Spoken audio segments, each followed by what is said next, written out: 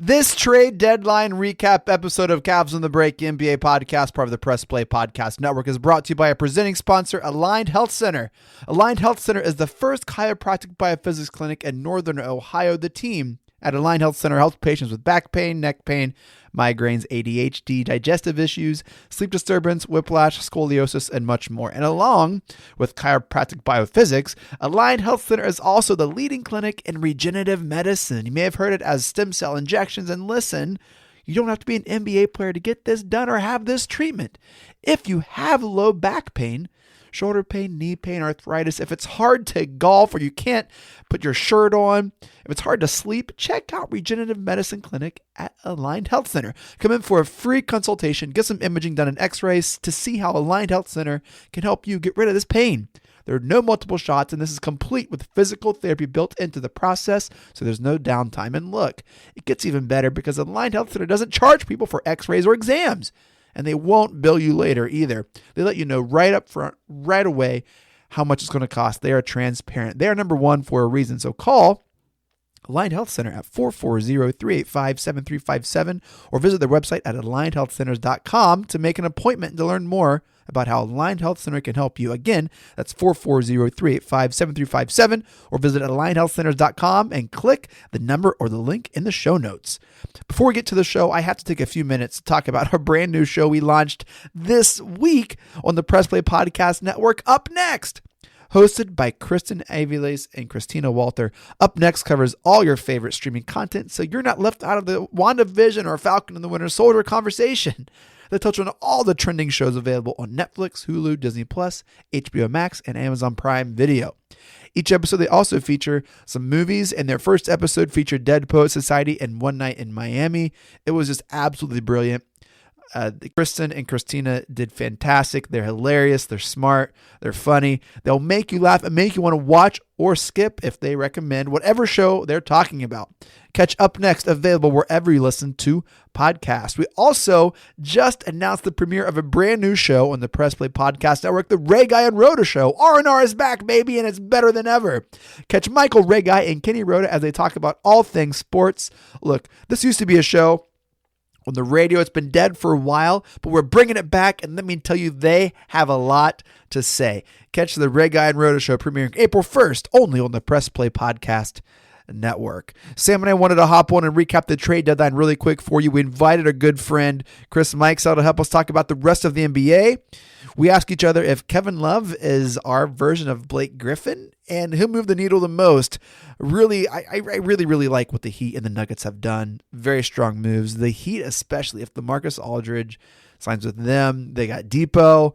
Could be a really special team. I love Spo. Love the Heat. Love what they did last playoffs. I just think it's going to be a lot of fun. And as always, just want to say thank you for downloading and checking this out. And then that's enough from me. Let's just get to the show. Let's talk about some basketball, folks. Here we go. Iguodala to Curry, back to Iguodala, up for the layup. Oh, blocked by James. It's over. It's over. Cleveland is a city of champions once again. The Cavaliers are NBA champions. That sound means it's time for Cavs on the Break NBA podcast, part of the Press Play Podcast Network. I'm your host, Chase Smith, and with me, he's the editor and writer at 48minutes.com. Sam, you started 48minutes.com, didn't you? It's yours. I sure did. So just founder of 48minutes.com, assistant editor and writer at Outkick.com. He is our Cavs insider, national NBA writer, Sam Amico. Sam has his phone plugged in all day. Trade deadline day, Sam. What a day. It's both a wonderful experience and maddening to try to keep up with. You haven't slept in 3 weeks?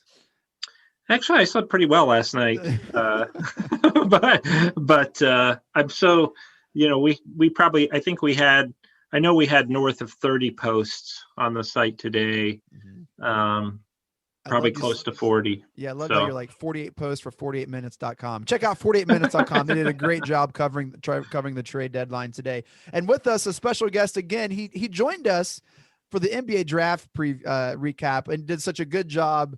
Friend of the show. He's going to join the network in some capacity.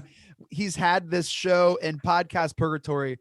Chris, it's been almost like 5 months, man. It's been a while. It's been a while. I need to get We're my act glad to have together. him here back with Cavs on the break. Chris Mikesell. Chris, what's up, buddy? Hey, thanks for having me, guys. I'm really excited to be with you. My Dude, favorite. It's like the best holiday of the year. Trade deadline. I had it off work. Took it off work today. Nothing but looking at the stuff going down. So I'm very excited. it does seem the kind of like a little hop in my step today. My phone died Oh, yeah. way early. It was That's a rookie move. Sam. It was a rookie move. Sam, you were on my alerts. I turned your alerts on my Twitter, so every time you tweeted it, I saw good old Sam Amico. I pretty much had Sam's tab open on my browser, just ready. Okay. I was going to say, clicking every link. first of all, I'm shocked that it's not always that way, Chase. and secondly, you probably got really annoyed. I know I would, because we were tweeting like every 15, 20 minutes, probably.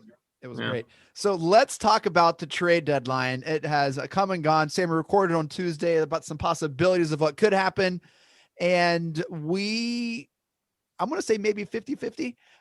We kind of saw that JaVale could be traded. We kind of saw that Andre, almost forgot his name, Andre Drummond would be bought out. But other than that, no one else really moved. For the Cavs, there were some whispers, Sam, of maybe Chetty Osman, maybe something happened with Kevin Love, maybe the Cavs get really crazy and trade Larry Nance Jr. Like, there were some crazy things out there, but at the end of the day, the Cavs traded their center JaVale McGee to Denver for Isaiah Hartenstein and 2 second-round picks. Sam, tell us about that trade. Why would the Cavs make this trade? Well, I mean, I think that you kind of knew that McGee, as much as they liked him, wasn't going to be part of the future. So you wanted to move him to try to get, a little younger, a guy who was younger that could potentially, if he were to pan out, would be somebody you could use moving forward. And right now is the time to experiment with that. And the Cavs have tried to sign Isaiah Hartenstein previously. Like, they're not a stranger to this ball player. Right. Well, they I don't know if they tried to sign him, but I know they were definitely interested in him over the summer and considered pursuing him. But by the time I think that they got around to potentially making a deal, Denver had signed him to a 2-year deal. So he still has a year on his contract after this. Hey, anytime you can trade a backup center for a backup center, you got to do it. I mean, that's just like a staple of the NBA. Well, now is going to be an opportunity for him to be the main backup, obviously, to Jared Allen. Really, because other than Larry Nance Jr., who starts now in place of Kevin Love, Hartenstein's going to be probably getting more minutes than he's ever gotten in his career this second half or this post-trade deadline portion of the season. Hartenstein, kind of like a pick and roll third unit guy. But the Cavs got their guy, Chris. The Cavs got their guy. Your Pistons, they held their cards. They said, hey, we'll hold what we have. They like what they have moving forward, Chris. Well, we did our trade at like midnight. While Sam was sleeping, they did it. I was awake for that one. I was awake. I was good. I was going to bed, and then they did their backup for backup point guard trade. Pretty much very similar to the Cavs trade of a backup point guard for another backup point guard and 2 second-round picks. So it's just very similar type of thing. Yeah, are people in Detroit happy with kind of where they're at, or yeah, I think so. What's the state of the Pistons like? Really good in terms of they're really excited. Like, we got a bunch of those rookies on draft night last time I was with you guys. Yeah. They were pretty okay buying out Blake Griffin. Like, everybody was pretty cool about that. Traded Derrick Rose. Like, the only thing they wanted was Wayne Ellington to be traded. And I was actually going to ask you guys, I know from deep in the Pistons verse that there's very strong opinions about certain people wanting to be traded and not being traded, when Ellington seemed to be the only one that people were really mad about that didn't get traded. For some reason, this idea that it takes 2 people to make a trade gets lost on people. I'm sure not Cavs fans don't do that, but at least Pistons fans do that. And so I wondered if there was any Cavs that people really wanted traded that didn't get traded this year. I would say just about the entire bench.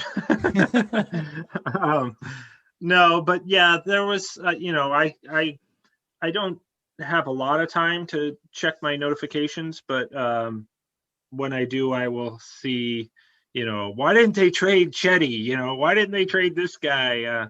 I think that's universal in not just the NBA. It's every sport, but especially the NBA, because there's less players than other sports, or at least football and baseball. So, yeah, they get heated if Sure. some guys. Well, I mean, with the Cavs, the most obvious one was Drummond. I think Cavs fans really looked at that kind of like, oh, this is a big failure because we weren't able to trade him. But Well, and you guys did us a solid last year by taking him from us. And so Right. we do appreciate that. And at the time, people were so mad because that Toronto pick that we got, people thought it was going to be terrible. Now Yeah. it looks pretty good, a pretty good second round pick as of now, at least. But right. Well, and I went into and Chase and I talked about this Tuesday night.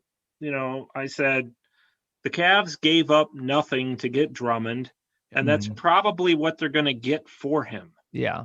Very rarely do you turn a trade where you give up two guys who now are no longer in the NBA, and John Henson and Brandon Knight. Very rarely do you turn that into something.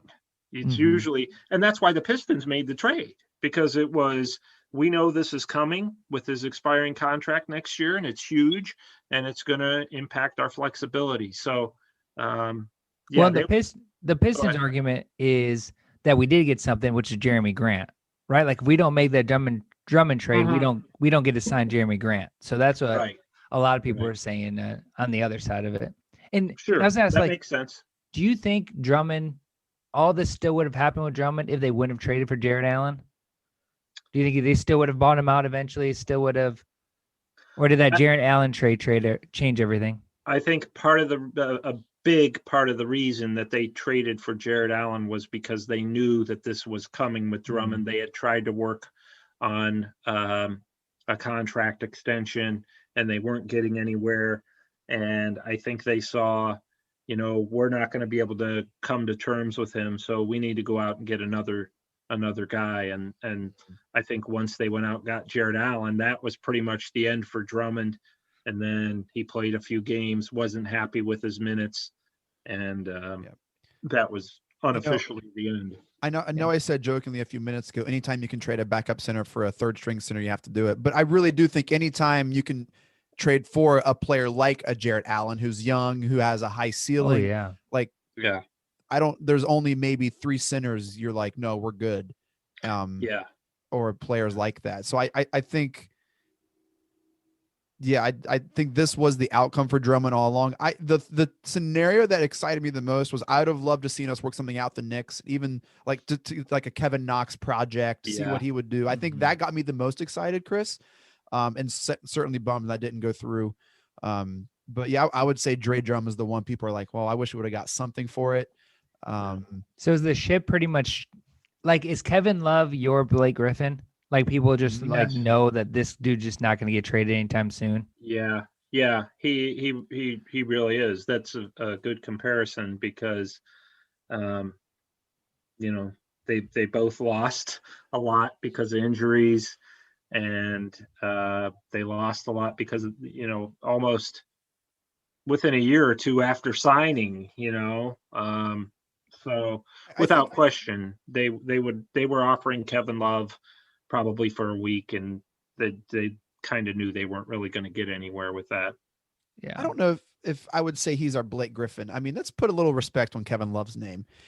He's been here for quite a while, part of a championship team that's going to live in infamy. He's become their Blake Griffin, though. And I guess I meant more of like, do you think it could be a point where they could buy him out before they could trade him? Like, is it that bad, or is there enough time that they think they could actually get some value out of it? I guess I meant from that, like his contract for what his. It's all going to depend on what he does from here till next year at the trade deadline. It all depend on that. If he stays on the sideline like he is now, then yeah, they're gonna have to buy him out probably. But the thing is, he's got next year and the year after that.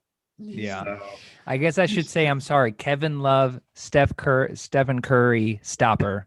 Kevin Love. Yes. I apologize. I That is apologize. better. That is better. Well, there were some other moves in the league I'd love to talk about. I absolutely love what the Heat and the Bulls are doing. The Bulls lost to the Cavs at home. They're like, we got to change our whole squad. Dude, I We love got it. to bring in some help. We sent them in a whole franchise of a tailspin. The Bulls land Nikola Vucevic from the Magic. The Magic have completely pressed reset. They got rid of every almost no name on their roster. Yeah. They traded not Blake Griffin, sorry. Who is My the bad. Magic's Blake Griffin? That's that is a fair comparison. Aaron Gordon. That is a more accurate comparison. Or he's the Clippers Blake Griffin, I guess, or the Magic Clippers. Anyway, they traded Aaron Gordon. Where did he end up? I have all these Denver. Denver. Yeah. Oh, Yeah. Nuggets Yeah. trying to load up.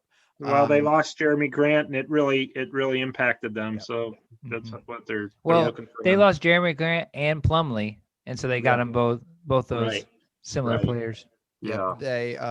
They trade Evan Foreigner to Boston, get a little different element in that kind of alchemy, whatever's going on up in Boston.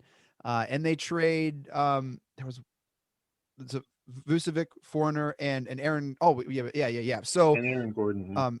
we talked about that. And the Heat, they trade for Victor Oladipo right close to the deadline. I didn't think a trade was going to get done. People didn't think it was going to get done, but they got Depot. And Houston, I saw a tweet that they turned James Harden into like 2 firsts, 2 seconds, and I didn't even remember who they got from. Oh, Kelly Olynyk. Yeah. Like that's their James Harden haul. And you're Yeah. like, oh my gosh. And that is Caris LeVert just drops almost 30 on the yeah. Pistons last night, and Jared Allen's averaging a double-double. Man, that does not look good. Yeah. No. Yeah. They things are bad in Houston right now. I don't know what John Wall's going to make of all this. He there was talk that they would like to buy him out, but there's no way he's going to get bought out. That's Dude, just he not had a contract. more money than Griffin. Yeah, you can't. He won't be bought out. So he's there through all this, the poor guy, unless our old friend Kevin Porter Jr., who's looked great so far until he missed the last 3 games. But He's on my fantasy team. I dropped him. I picked him up the minute that Houston said we're calling him up from the G League. I picked him up on the I did fantasy a good too. week or so. They still have Boogie, right? Boogie's still down there in Houston. No, he got No. cut. He got cut. Boog. Yeah, he's available. Cavs should sign him, or Pistons, Oh my whoever. gosh. I Yeah. do not. Oh geez, that seems desperate. Hey, this is what else happened. Philadelphia acquires George Hill. Listen to this. This is insane. OKC now has a projected 34 draft picks over the next 7 years. Yeah, Some of those stupid. kids are in 4th grade. 17 first-round picks and 17 second-round picks in the next 7 years. That's insane.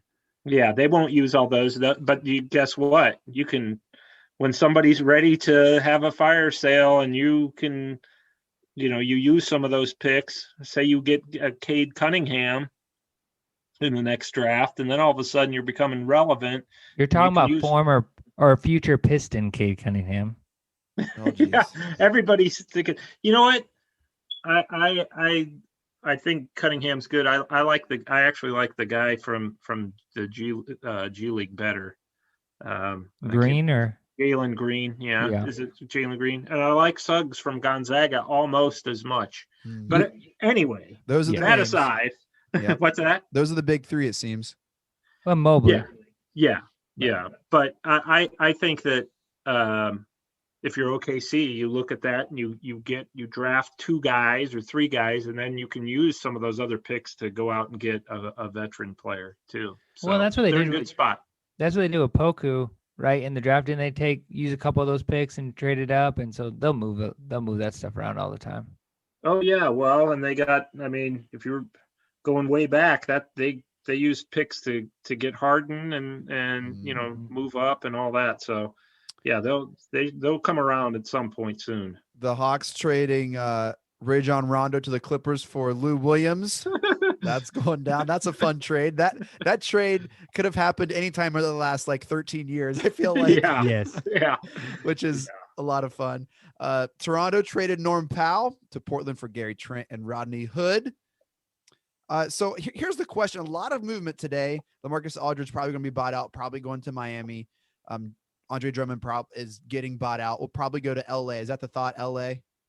This is where the Knicks think they're still in the mix with him. If But I have a choice to go to LA with LeBron and AD or to go to New York and play 58 minutes in a game with Thibs, I'm not like I know he wants to be a starting center, but I would go. I think I go to LA, and I think the Nets think they're in the mix too, but or at least reportedly those are the three that.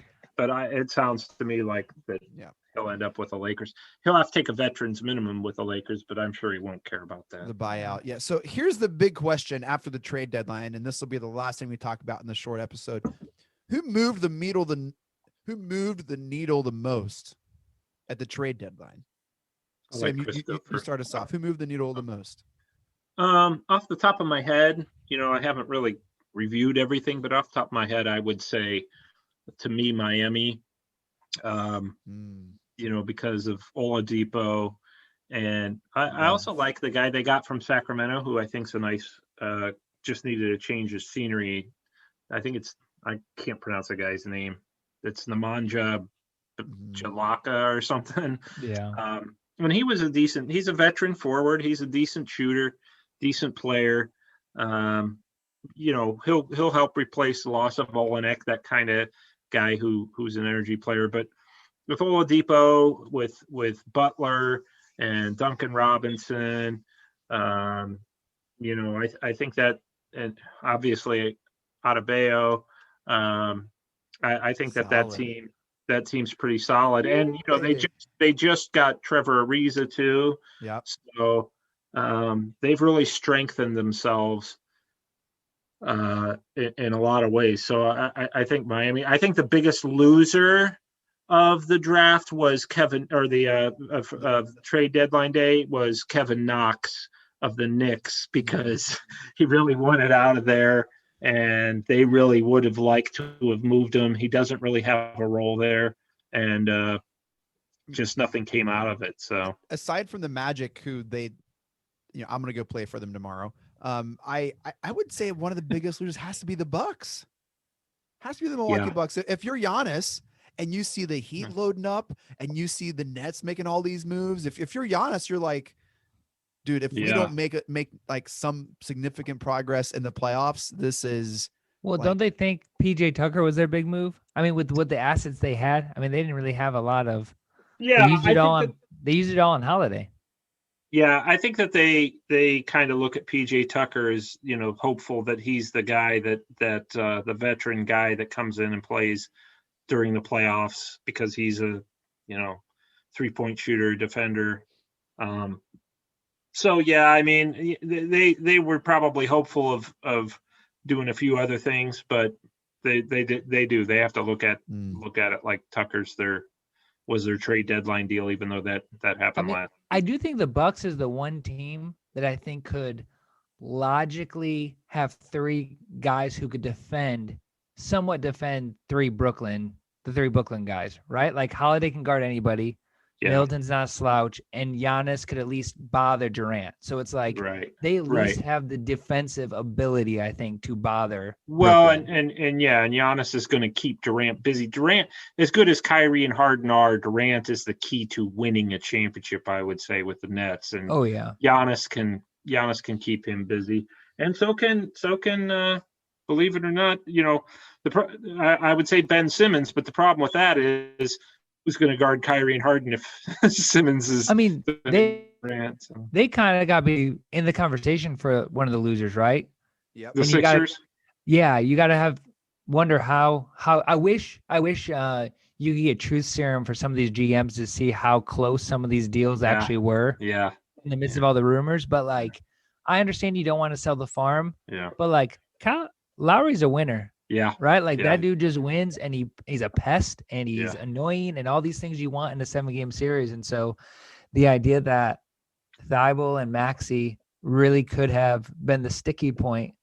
Yeah. I mean, I that's would've- really I would have made that deal because it's like back in the day when J.J. Hickson, right, was Yeah. the sticking point For the Amari Cavs to get it. Stoudemire. Yeah, it's like Yeah. you have belief in these young players, and every Yeah. franchise has that, right? Every franchise has a young player that they believe in, and it doesn't work out or whatever. But Yeah. Yep. Chris, who moved the needle the most for you?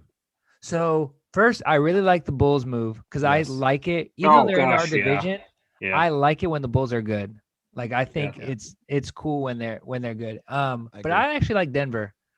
I think That's a great pick too. Yeah. I think I like them to move up the standings. Like given what's happened with the Lakers right now, they have a real shot with this Yeah. starting five that they have to make Yeah. some noise to move up to get 3 or even 2 and like have a chance to get some security going forward. And so I really, really, really like that move. I think it takes Harris, who might not have played again this season, and turned him into a player, and they didn't really have to sacrifice any of their core to do it. Right. Will Michael Porter and Gordon be able to work together? I guess that'll be a question, but I think it'll work out.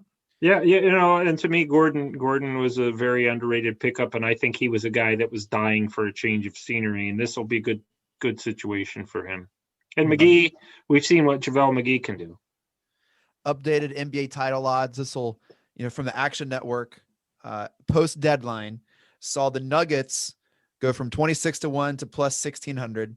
Saw the Heat go from 34-1 to plus 2,500, and saw the Mavs, who were 50-1, go to plus 4,000. Nets and Lakers lead it at plus 285. Clips at plus 500. They like the Rondo, I guess. Bucks at plus 700. Jazz plus 8.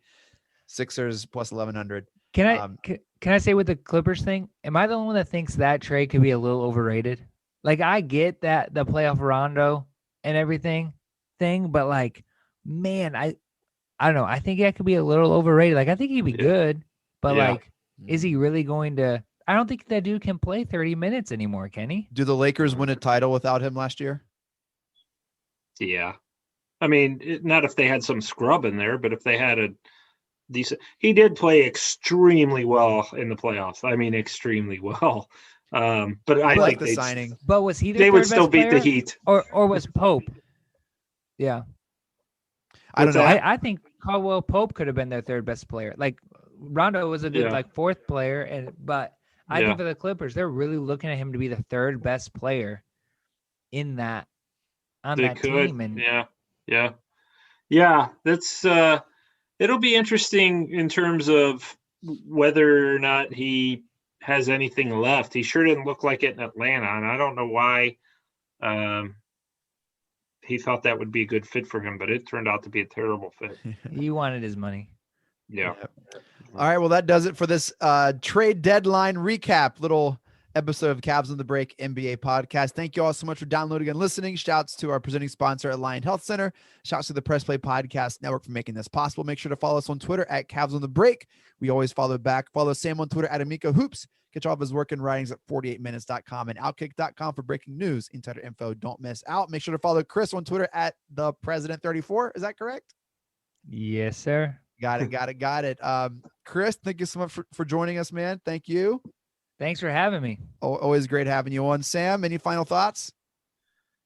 No, I mean, as far as the Cavs go, I just think it's, now you're going to have some roster flexibility, some money, and it's a big, important offseason again for them. They're approaching another important offseason, so let's hope they can make all the right moves. Sam's like, final thoughts. I've offered thoughts all day, nothing but thoughts all day.